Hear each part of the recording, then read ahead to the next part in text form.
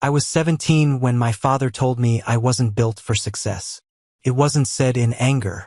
It wasn't some heated outburst. He said it calmly, like he was doing me a favor, like the sooner I accepted my place in the family, the easier it would be for everyone. "You're the spare," he muttered, eyes still on his newspaper. "Your brother's the heir. You're just extra." That moment didn't just hurt. It carved something into me. Growing up, I always felt like the background character in someone else's story. My older brother, Nathan, was the golden child. Star athlete, honor roll student, family favorite. He had it all. The Lakeview bedroom, a brand new car on his 16th birthday, and a dad who still called him champ, even when he messed up. Me? I got hand-me-downs, suspicious glances, lectures for existing too loudly. At first, I thought the problem was me. So I tried harder. I got a job at 15, kept my grades up, even tutored Nathan in math when he started slipping. But nothing changed. I'd come home exhausted after closing shifts at the diner, and if I dared sleep in on a Sunday, my mom would call me lazy. When I told my dad I wanted to go to culinary school instead of a traditional college, he said I lacked ambition. And Nathan? He'd just smirk from across the room, enjoying every dig they took at me. Then came the summer before my senior year. Nathan went to a party, got drunk and crashed his car, completely totaled it. I was the one who found him in the garage, crying and bleeding from a cut on his forehead. "Please," he whispered, "don't tell Mom and Dad." So I didn't. I told them I had taken the car without permission, that I panicked, that I ran. I thought maybe this would finally prove I was loyal, that I was willing to protect the family, even at my own expense. Instead, my dad didn't even raise his voice. He just looked at me with tired eyes, pointed to the door and said, "Pack your things. You've embarrassed this family enough."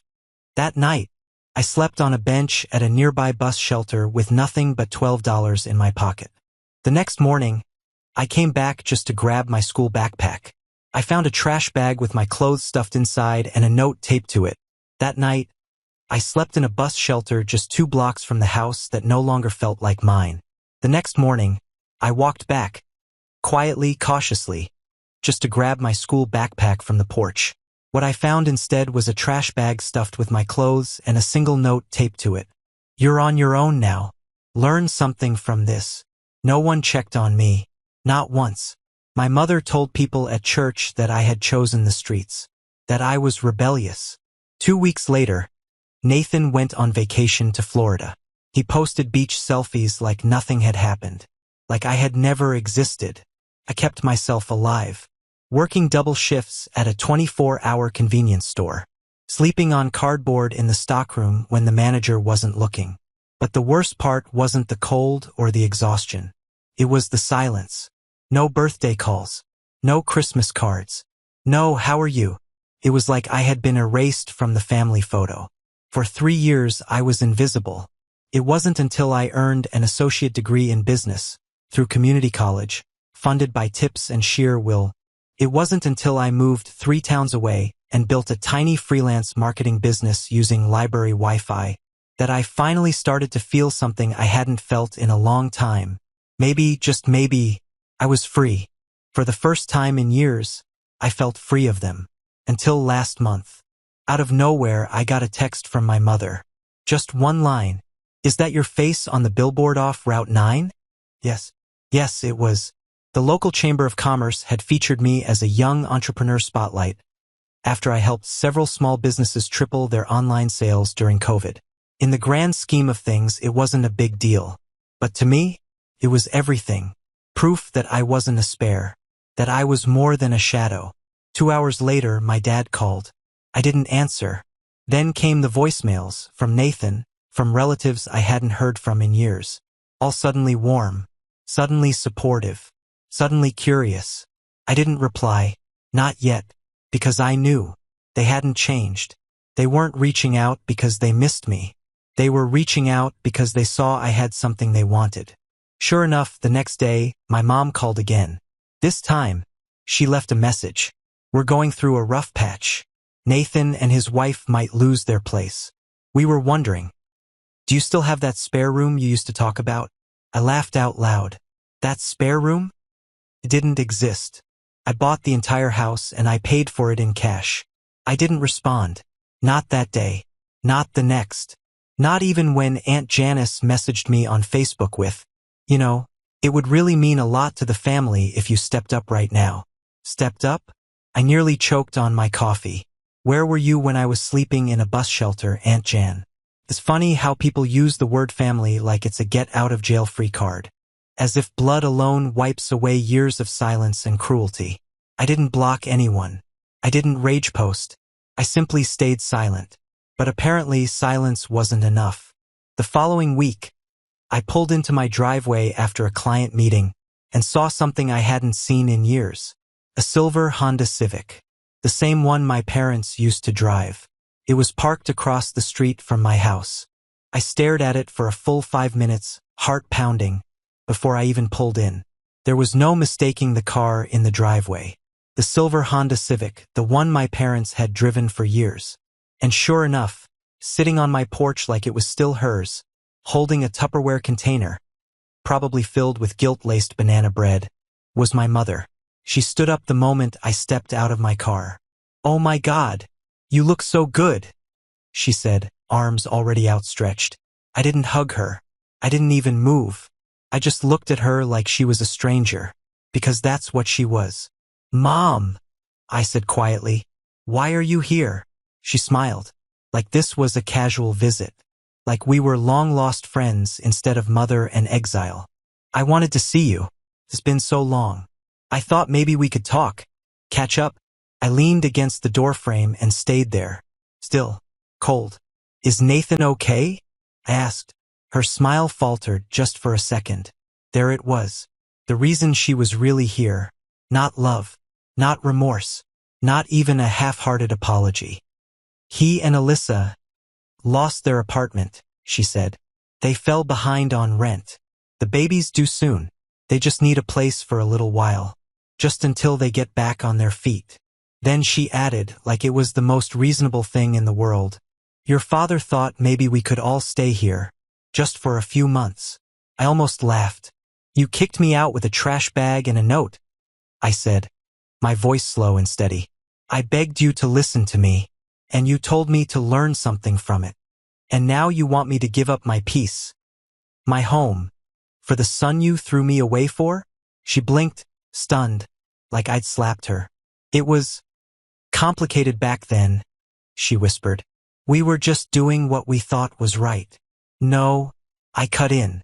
"You were doing what was easy. You believed everything Nathan said because it made your life simpler.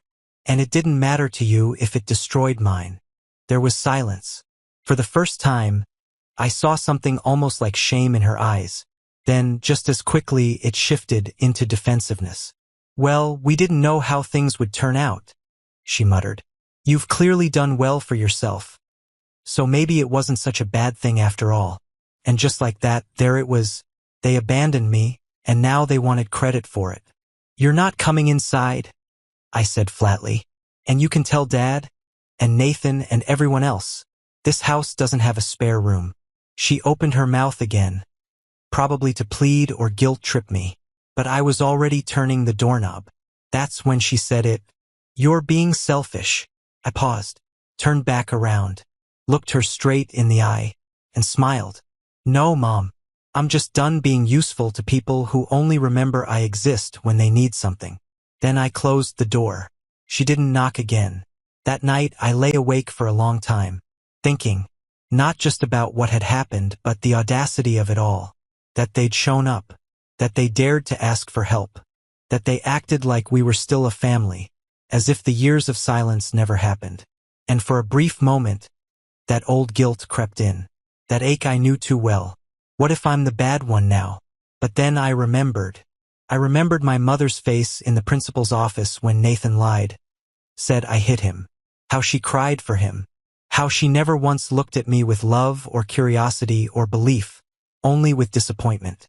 I remembered the trash bag on the porch, the church gossip, the bus shelter. I remembered the silence. I owed them nothing.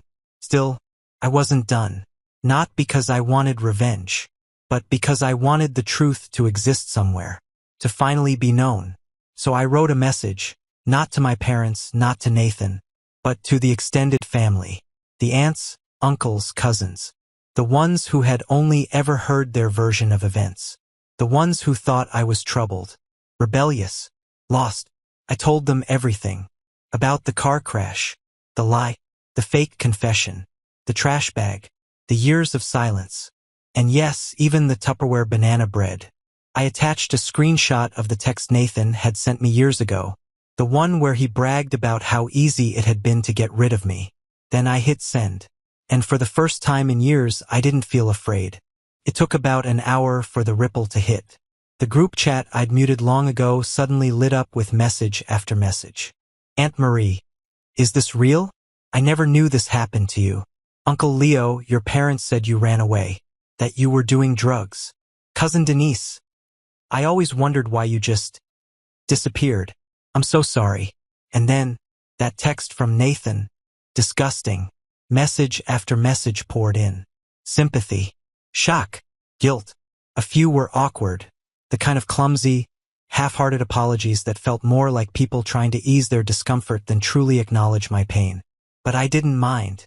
I hadn't written that message for pity. I wrote it for the truth. Then, a name popped up in my inbox. One I never expected. Alyssa, Nathan's wife. I'm so sorry. I had no idea. He told me you were unstable or violent. That your grandmother took you in after you assaulted your mom. I feel sick. I stared at the screen, not sure how to respond. Then another message came. I left him last night. My breath caught. She told me she had read my message out loud to Nathan. First he laughed, then got defensive, then angry. He grabbed her phone, tried to delete the email, screamed at her for being naive. Alyssa, 7 months pregnant, finally saw through the lies.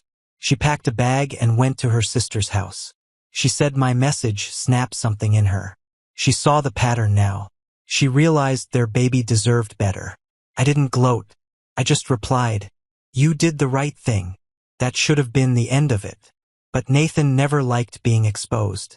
3 days later, I was leaving my favorite coffee shop, keys in hand, sipping an iced latte, walking toward my car. When I heard my name, I turned, and there he was, Nathan. He looked like a ghost of who he used to be, unshaven, eyes sunken, still wearing that same old varsity jacket from high school, like he hadn't let go of the last time someone thought he mattered.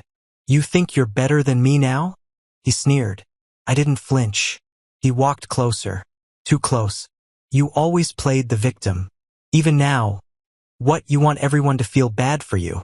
You think anyone gives a damn about your sob story? I could smell the cheap beer on his breath. You lied. I said calm, quiet. He let out a bitter laugh. So what? You survived, didn't you? You've got your big house, your little billboard. So quit crying. There was so much I wanted to say. I wanted to scream. I wanted to list every night I cried myself to sleep. Every birthday spent alone. Every moment I questioned my worth because of him. But I didn't, because that's what he wanted, a scene. So I stepped around him, opened my car door, and said just one thing. You lied. I thrived. And now you have to live with that. Then I left him standing there in that parking lot.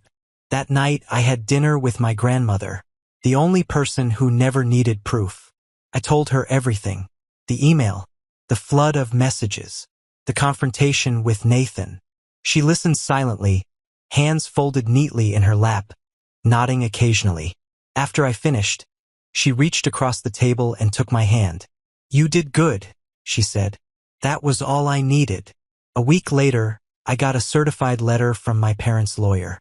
Apparently, they were considering defamation proceedings over the email I sent to the family. I laughed, loudly. My own lawyer, yes, I finally hired one, told me not to worry. The threats were empty. Their case? Baseless. The attached evidence, especially Nathan's own written admission, would bury them in seconds. I never heard from their lawyer again. They went quiet, because when you stop being useful, you disappear. That's when I did something I hadn't done in years. I framed the note they left on top of that trash bag all those years ago. You're on your own now. Learn something from this. It hangs in my office now, right next to my Chamber of Commerce award. Some people frame their diplomas. I framed my beginning, because every empire needs a cornerstone, and that trash bag was mine. I framed a warning, and turned it into a promise. Spare. That's what he called me. Just a spare. A ghost in the family photo. An empty seat at dinner. A name only spoken when followed by, "What's wrong with her?" But do you want to know the cruelest part of being a spare? Spare parts get recycled. And that's exactly what they tried to do, recycle me. Started again with a knock. Not a voicemail. Not a message. Not a familiar car parked across the street. Just a knock just after dusk. I almost didn't answer, but something in me needed to. When I opened the door, I didn't see my father. I saw a man collapsing inside his own skin. The gruff voice? Gone. The superiority? Gone. He stood there in a threadbare sweater, clutching an envelope. Not a letter, a stack of papers. "I'm signing over the house to you," he said, eyes fixed on the floor. "Your grandmother said you earned it, more than any of us ever did." That was the moment I knew something was wrong. "She's sick," he said quietly, finally meeting my eyes. No preamble. No manipulation. Just the truth. Cancer. Stage 4. We sat together in silence on my porch. The same porch where my mother once begged for a spare room. "She didn't want to tell you," he muttered. "Said it would distract you from your work. Said she was proud." That word, proud, hit harder than anything else he could have said. I stared out at the garden she helped me plant last spring. Lavender, rosemary, and marigolds. She called it her living prayer. I could still see the faded gloves hanging over the fence, the ones she forgot there just last week. I swallowed my anger, because this wasn't about them anymore. This was about her. She passed away 3 weeks later. Home. My home, the one they once said I didn't deserve. I held her hand as her breaths grew shallow. She wasn't afraid. She just whispered, "Promise me you'll plant something new every spring. That's how you start over." And then, she left me. But not before giving me the final gift. A truth I never expected to find. Under her bed, in a small wooden box sealed with a letter, her neat slanted handwriting unmistakable, addressed to the granddaughter they never saw. Inside, a stack of yellowing journal entries, notes dated from when I was 9, 11, and 14. Past I had long tried to forget. She had written it all down. My ignored birthdays, the bruises, the lies, how Nathan staged every accusation, how my mother called me a mistake when she thought no one was listening. Proof. She had documented everything. At the bottom of the box was a deed transfer for her house, already notarized, already signed. She had made me the sole heir. I didn't cry, not because I wasn't devastated, but because her final act wasn't about sadness. It was about justice. She had rewritten our legacy. The funeral was small. I kept it that way on purpose. No open invitation. No family circus. Just a list of names I knew would remain silent. Not try to rewrite history. But of course they came anyway. Nathan and my mother, dressed in black as if that could mask anything, stood by the edge of the crowd, waiting for their moment to insert themselves. After the final prayer, my mother approached. She didn't cry. She only looked around. At the garden, the house, the community of friends and colleagues gathered around me. People who had chosen me. Then she asked quietly, "Is it true? Did she leave it all to you?" I looked her straight in the eye and said the one thing she had always denied me. Yes. That night, they left a letter on my doorstep.